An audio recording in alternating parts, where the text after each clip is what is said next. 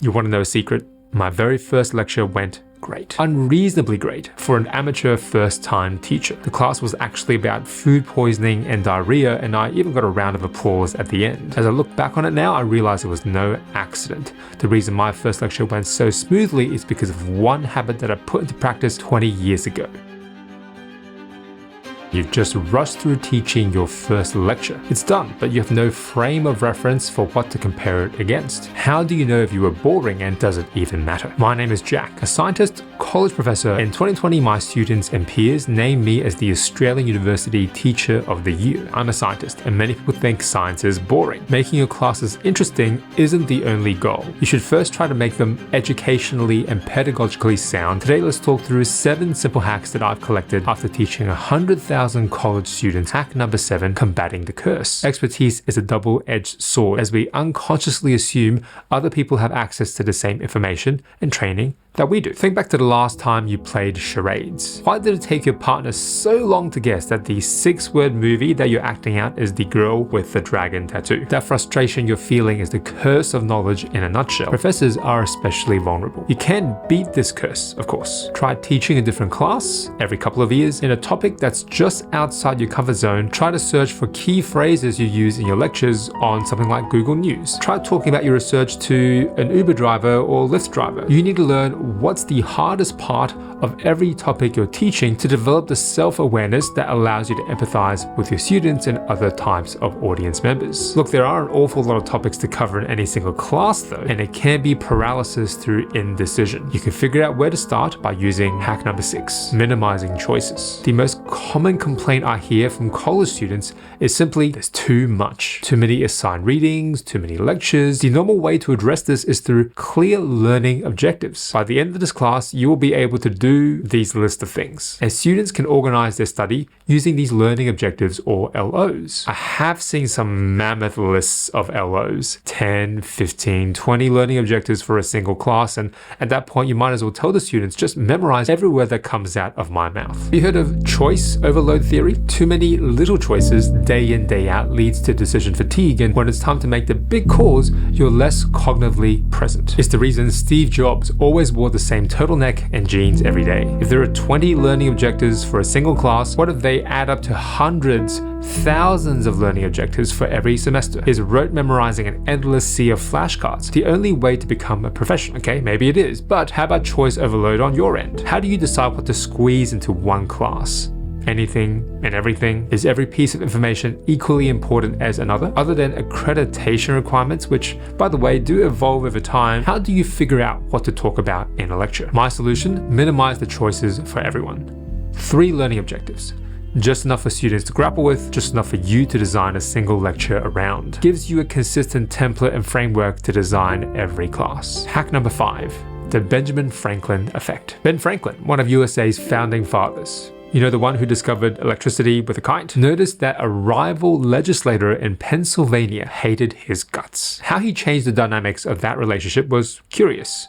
He knew this person had a rare book in their possession and wrote a note asking to borrow it. Not only did that book come right away, the next time this rival spoke to Ben Franklin, it was with great civility, a readiness to serve him on all occasions. Perhaps it's to do with the amount of power Ben Franklin wielded at that time, but this is a reproducible psychological phenomenon. We like people more, for some reason, after we do a favor for them. It's a type of chicken or egg cognitive dissonance. We subconsciously associate favors with people we like. So if you skip straight to the favor, your mind is somehow tricked ever so slightly that this must be for a person you fundamentally like. In the classroom, ask your students to do you a favor. Show some vulnerability. Say it's only your first or second time teaching, and if everyone can think of a question to ask, you'll set some time aside at the end to make things right. One of the best favors you can ask of students is to try answering questions in class. Some multiple choice questions you can connect to audience polling software. And an even more powerful way to deploy this is hack number 4, the Dunning-Kruger effect. Ignorance is bliss. The less we know, the more confident we are in our own competence. But as we acquire more knowledge, we realize how much more there is to know, and more importantly, the work that needs to be done to get there. Put up a multiple choice question at the start of your next class. Ask students to answer it anonymously and rank how confident they are, say on a 5-point scale. You can show them the correct answer now, or you can wait. Dive into the topic, explain the concepts used to formulate that multiple choice question. At the end of the class, ask that same question again. When you now show the correct answer after that lesson-long delayed gratification, hopefully more students answer that question correctly after your explanation. If not, that's actually very valuable feedback for you as the teacher. And hopefully the number of students really confident in their answer went down as well, because with more knowledge, they now know how much further they have to go for mastering the topic. The power of this technique hinges entirely on what kind of question you ask, something that addresses a fundamental stereotype or misconception in your field. For example, in my field, whether viruses are living or non-living organisms, these sorts of questions naturally lend themselves to hack number 3.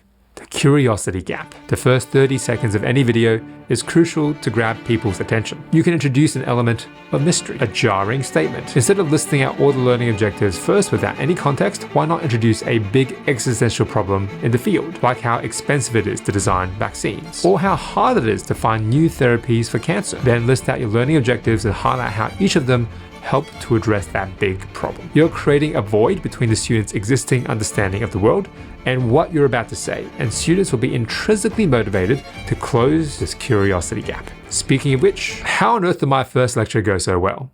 Literally my very first lecture ever ending with a round of applause. Look, I'm an introvert. I was painfully shy growing up. English is not my first language either, it's actually my third. The reason my first lecture went so smoothly is because of one habit that I put into practice 20 years ago. It's the habit of hack number 2.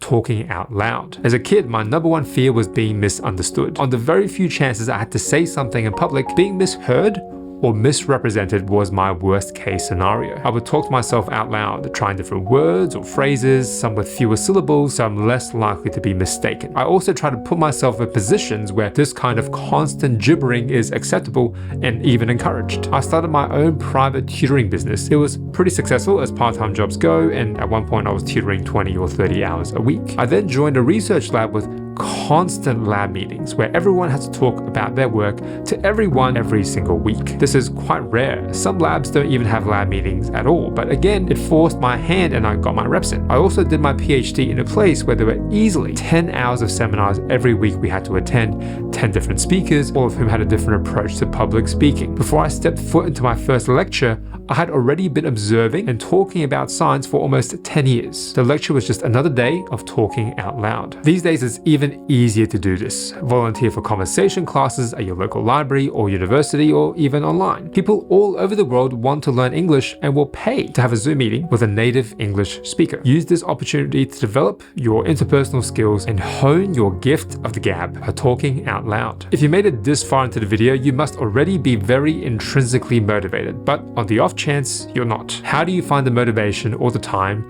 to improve at the craft of teaching? That brings us to hack number 1, the Diderot effect. The French philosopher Denis Diderot described receiving a beautiful scarlet dressing gown as a gift that then turned into a curse. The beauty of this new possession soured him on all of his existing possessions. The elegance of the dressing gown made him replace all his clothes, the furniture around his house. The Diderot effect is used as a warning against the perils of consumerism and overspending. But what if the fancy new possession is your freshly redesigned lecture? The one that opens with a curiosity gap, 3 clear learning objectives, filled with interactive questions that expose misconceptions in your field. This shiny new lecture, the elegance of it, will make you dissatisfied with all of the other lectures you give, to the point where it will start a cascade of redesign until all of your materials for classes live up to the standard you've set for yourself. This leverages the Diderot effect to your benefit, building virtuous habits for self-improvement. If you're interested in the powerful habits teachers can use